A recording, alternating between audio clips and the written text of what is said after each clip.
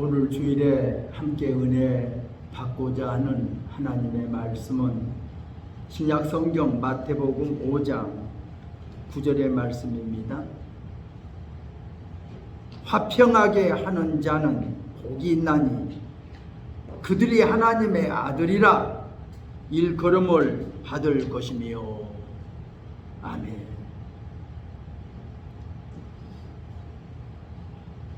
지난 주일 오후 8시 한 40분경 저희 어머니께서 천국으로 부름받아 가셨습니다.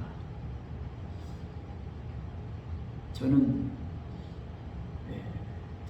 지난번에 면회를 가면서 이번이 마지막일지 몰라, 다음에 면회 올 수 있을까?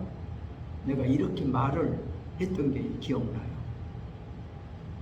이번에도 사실 2월 13일 날 면회 가기로 약속은 받아놨지만 왠지 마음이 급해요.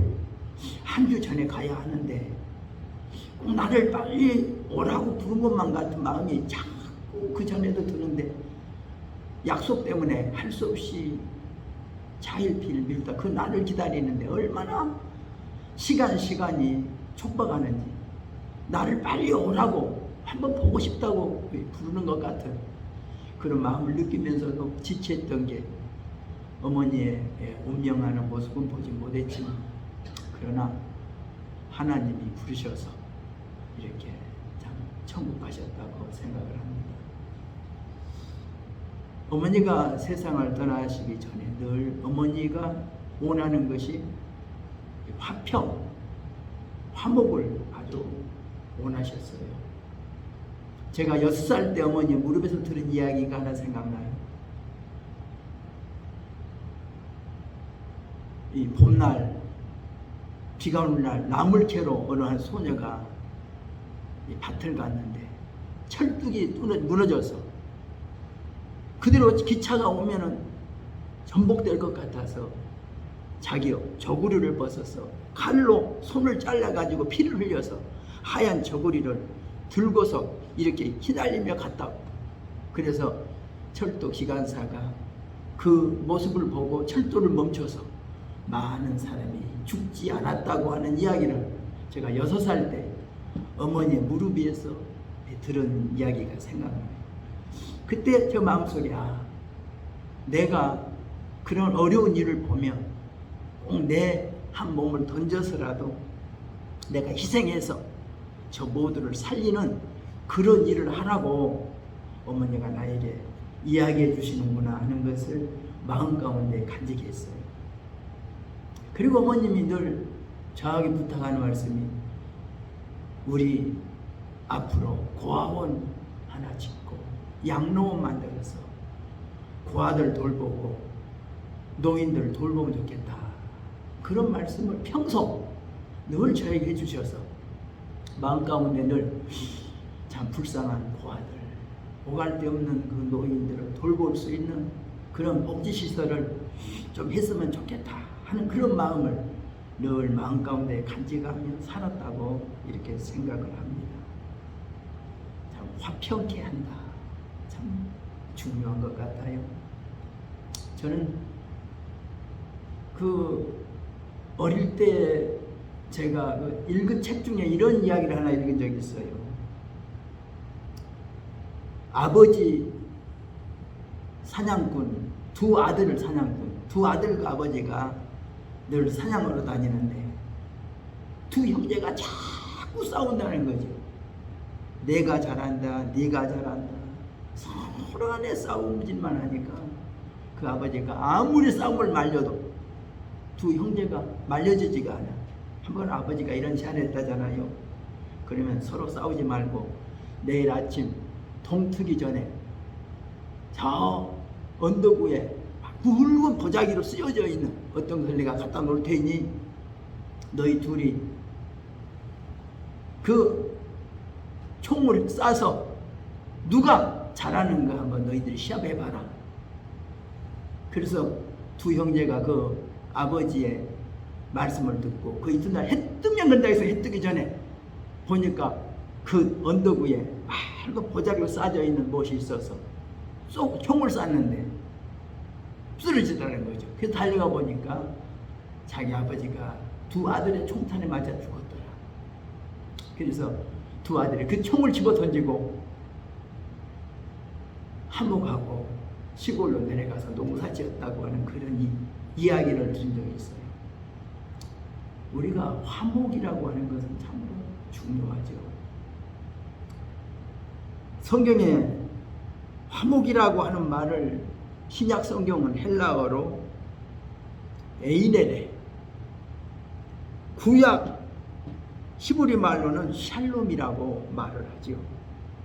이 말의 뜻은 고난과 역경이 지나간 후에 성숙하다, 완전하다라는 뜻이 있고, 또 모든 것이 부족함이 없는 상태, 바른 인격적 관계를 뜻할 때도 이 말을 사용한다고 합니다.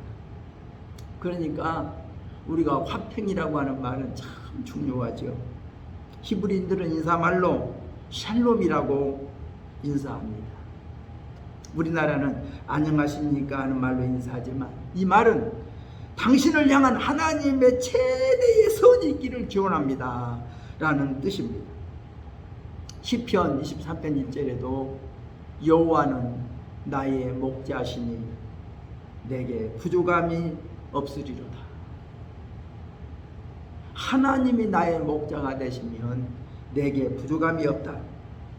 하나님을 나의 목자로 알고 믿고 순종하고 섬기고 사는 사람은 모든 것에 부족함이 없다. 가장 행복스럽게 사는 사람이다 라고 하는 말인 줄로 믿습니다. 우리가 노래가 그러잖아요. 당신은 사랑받기 위해 태어난 사람. 우리는 하나님으로부터 사랑받기 위해 태어난 사람입니다. 우리는 부모님으로부터 사랑받기 위해 태어났고 사랑을 받고 태어났습니다. 우리는 두말할 것도 없이 사랑받는 사람이 행복한 거죠. 나의 형제들로부터, 내 주변 친구들로부터, 내 주변 사람들로부터 사랑받아야 행복하고 사랑받아야 우리는 기쁘다는 것을 압니다. 그러니까 화평이라고 하는 이것은 정말 어떻게 보면 나는 누구로부터 사랑받고 산다, 또 누구를 사랑하고 산다 하는 것이 화평이 아닌가 생각합니다. 이 화평은 다른 말로 하면 하나님의 의로 통치되는 곳이 바로 화평한 장소다 이렇게 말씀드릴 수가 있어요. 구약 이사야 51장 3절에 보면 여호와가 시온의 모든 황폐한 곳을 이루하여 그 사막을 에덴 같게 그 광야를 여호와의 동산 같게 하였나니 그 가운데 기뻐함과 즐거움과 감사함과 노래하는 소리가 있으리라. 또 이사야 51장 7절에 보면 의를 아는 자들아, 마음에 내 율법이 있는 백성들아, 너희는 내게 듣고 그들의 비방을 두려워하지 말라. 그들의 비방에 놀라지 말라. 그들은 옷이 조물 먹는 것 같이, 양털을 조미 먹는 것 같이 그들은 그 조맥에 먹힐 것이고 하나님의 공의는 영원히 있을 것이라고 기록하고 있습니다. 하나님이 다스리는 곳, 그곳에 의가 있습니다. 그래서 이사야 35장에는 사막에 샘이 넘쳐 흐르리라, 사막에 꽃이 피어 향내 내리라. 주님이 다스리는 그 나라가 되면은 사막이 꽃동산 되리. 사자들이 어린 양과 뛰놀고 어린이들 함께 뒹구는 참 사랑과 기쁨의 그 나라가 이제 속히 오리라. 이렇게 기록하고 있습니다. 평화와 정의는 언제나 하나님의 의와 연결이 되어 있습니다. 단순하게 모든 것이 잘 되고 문제가 없는 상태가 평화가 아니라 예수 그리스도가 지배하는 곳, 하나님의 의로 통치되는 곳이 바로 평화가 있고 행복한 곳이라는 것을 우리는 알아야 됩니다. 그래서 시편 85편 10절에는 긍휼과 진리가 같이 만나고 의와 화평이 서로 입맞추었으며 라고 기록하고 있습니다. 하나님의 의가 없는 곳에는 평화도 없고 죄가 있는 곳에는 언제나 이기적이고 교만과 자아가 도사리고 있습니다. 이것이 바로 평화를 깨부수는 원인이 되는 것입니다. 야고보서 3장 16절에도 시기와 다툼이 있는 곳에는 요란과 모든 악한 일이 있다고 말하고 있습니다. 그래서 로마서 5장 1절에는 그러므로 우리가 믿음으로 의롭다 하심을 얻었은즉 우리 주 예수 그리스도로 말미암아 하나님으로 더불어 화평을 누리자. 우리가 화평한다는 것은 참 중요합니다. 자, 그러면 첫째로 화평케 하는 자는 어떤 사람을 가리킬까요? 화평케 한다. 이 말은 고발자도 아니고 방관자도 아니고 그렇다고 하기에서 충고나 비방이나 심판자도 아니라는 뜻입니다. 없는 자 편에 서서 있는 자와 싸우고 노동자 편에 서서 고용된 자와 싸우고 그런 사람도 아니라는 거죠. 화평케 한다. 저도 한때 젊을 때는 정말 의분 때문에 억울한 것 못 참았어. 남 희생하는 것 보면 볼 수가 없었어. 참 앞장서서 그런 일을 해보고 싶기도 했었어요. 그래서 5.18 사태 때 참 30세 때 예배만 끝나면 우리 교인들 데리고 강주 금남로 거리를 가서 금남로 차도를 메우고 데모하는데 앞장섰어요. 때로는 데모를 성공적으로 하기 위해서 금남로 도로 한바퀴를 내가 서서 성도들을 전부 다 여기 메꾸라고. 그래야 오늘 된다고. 그래서 진두지휘를 하면서 데모대를 이끌어 보기도 했어요. 그때는 어떻게 그런 일이 오는 것 같았거든요.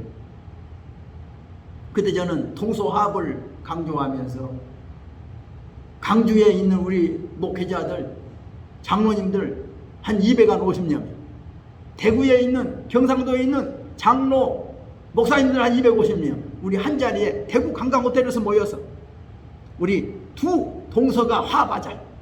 그 모임을 주도하면서 그 모임을 이끌어 보기도 했어요. 우리가 화합시켜야 된다. 그런데 그런 것들이 인간적으로 아무리 노력해도 그 노력은 쓸모가 없더라니까요. 지나고 보니까 하나님의 의가 통치해줘야지. 인간들이 아무리 데모하고 인간이 아무리 화합해보자고 외쳐도 그것은 부질없는 일이었다는 것을 이제 뒤늦게나마 이제 깨달아집니다. 우리가 화평케 한다 하는 것은 뭡니까? 두 번째로 중재자 역할을 한다는 거지. 중재자 참으로 필요합니다. 두 사람이 싸울 때 싸우는 원인이 있거든요. 두 사람이 이해가 안 되고 서로 충돌되고 이유가 있거든요. 그러면 두 사람과는 대화가 안 돼. 그러면 중재자가 나서서 이쪽 편에 가서 이야기도 들어보고 저쪽 편에 가서 이야기도 들어보고 충분히 들어주고 나서 그 이야기를 전달해서 두 사람을 화목시켜야 화목이 되지. 두 사람보다 싸우는 사람보다 화목을 하면 화목이 안 돼요. 예, 두 사람 갖고는 부족해요. 어느 중재자가 이쪽 저쪽 이야기를 들어봐야 화목이 되는 거죠. 저도 전라북도에서 제가 지방회장으로 있을 때 정읍의 한 교회가 완전히 두 쪽에 나가죠. 야단이 났어요. 그래서 그 교회를 화목시키려고 한 달 동안 매일 쫓아다녔어요. 한 달 동안. 이쪽 교인들 만나고 저쪽 교인들 만나서 두 이야기를 들어보는 거예요.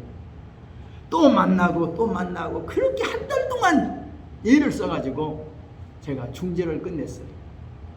그때 많은 사람들은요, 그 두 쪽이 진 틈을 타서 자기가 서로 간에 거기에 들어가겠다고 야단이에요.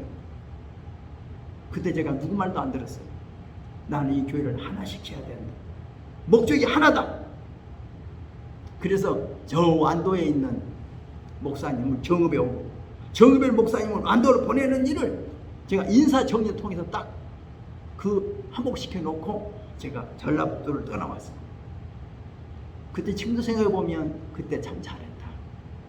내가 비록 한 달 동안 쫓아다니면서 양쪽을 그렇게 화해시키려고 노력했더니 오늘의 결과가 참 좋다 생각되어지거든요. 참으로 중재한다고 하는 것은 참 중요한 것 같아요. 그러니까 화목해야 한다. 이 말은 참 중재 역할을 한다. 이런 뜻이기도 합니다. 참 저는 이 교단에 있으면서 옛날 우리 대조동 신학교 땅이 만평 가까운 땅이 팔려져서 참 여의도 교회로 그 땅이 돈이 다 들어가고 우리 신학교가 없어져 버리니까 참 마음이 아프더라고요. 그때 이 문제를 어떻게 해결할까? 그래서 우리 학생회장들 의논하면서 조영기 목사님과 타협점을 찾은 게 있죠. 앞으로 내가 신학교 하나 지어주겠다. 약속을 받아냈어요. 그래서 세워진 것이 한세대학입니다. 근데 한세대학이 세워지고 나서 이것은 참 우리 교단 신학교로만 낼 게 아니라 여의도 모든 재산까지 우리 교단의 재단법에 넣기로 하고 사실은 그 땅을 팔아서 갔거든요. 그런데 여의도에 그 재산이나 한 세대가 우리 교단 재단에 들어오지 않았어요. 저는 그것 때문에 이것도 왜 약속이 안 지켜지나 지금도 그게 내 마음에 아파요. 그런데 또 이것을 갖다가 한 세대를 그냥 여의도 넘겨주기로 하고 신수동 그 재산을 또 가져왔어요. 이것도 개인적으로 사적으로 이루어졌어요. 저는 이것 때문에도 내가 이야기했어요. 이것은 아니다.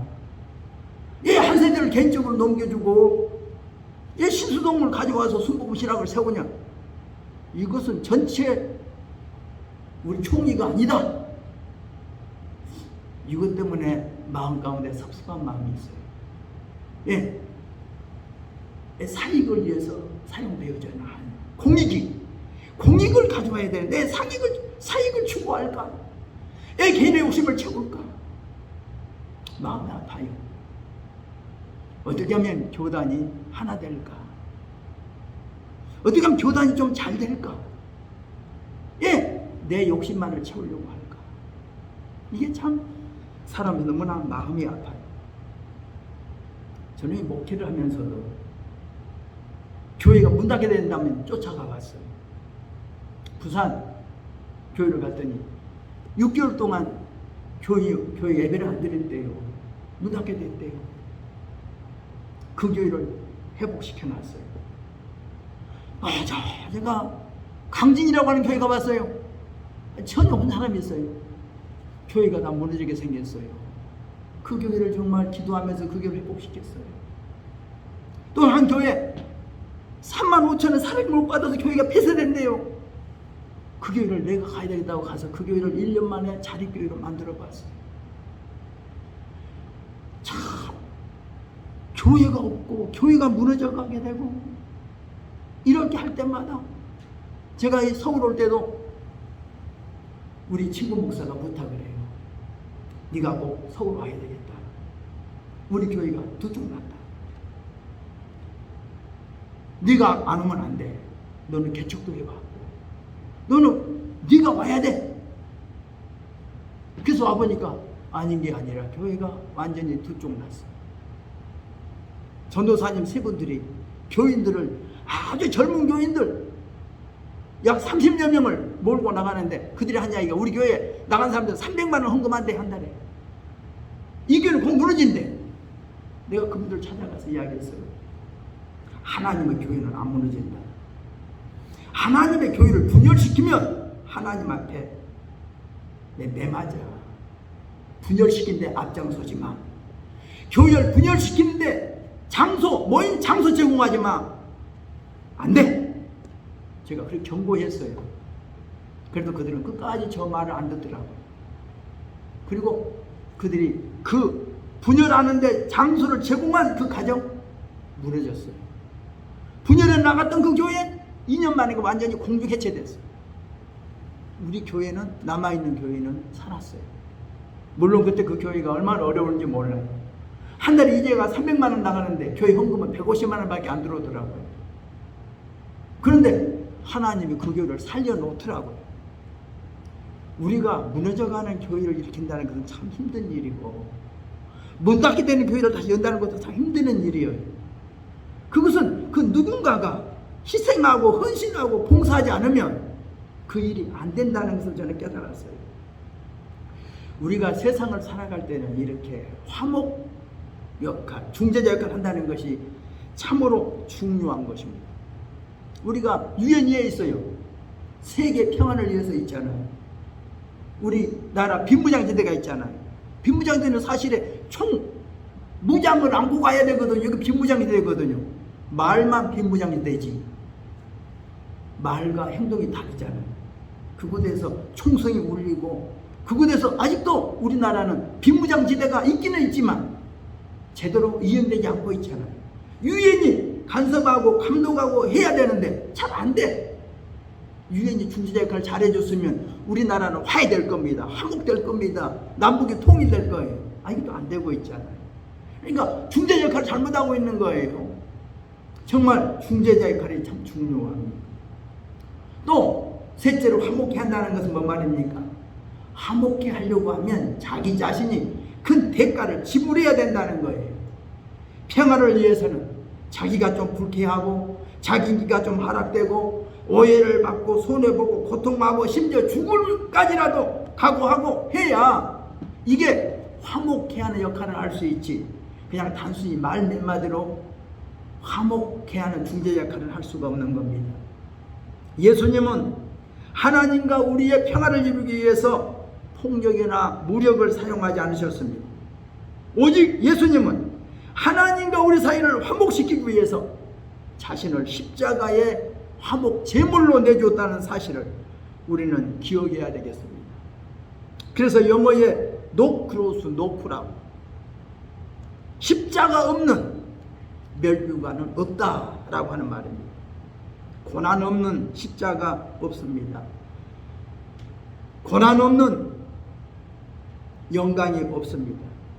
저는 이번에 어머니 그 유고를 하관하면서 우리 자녀, 우리 형제들, 우리 애들에게 이런 이야기를 했어요.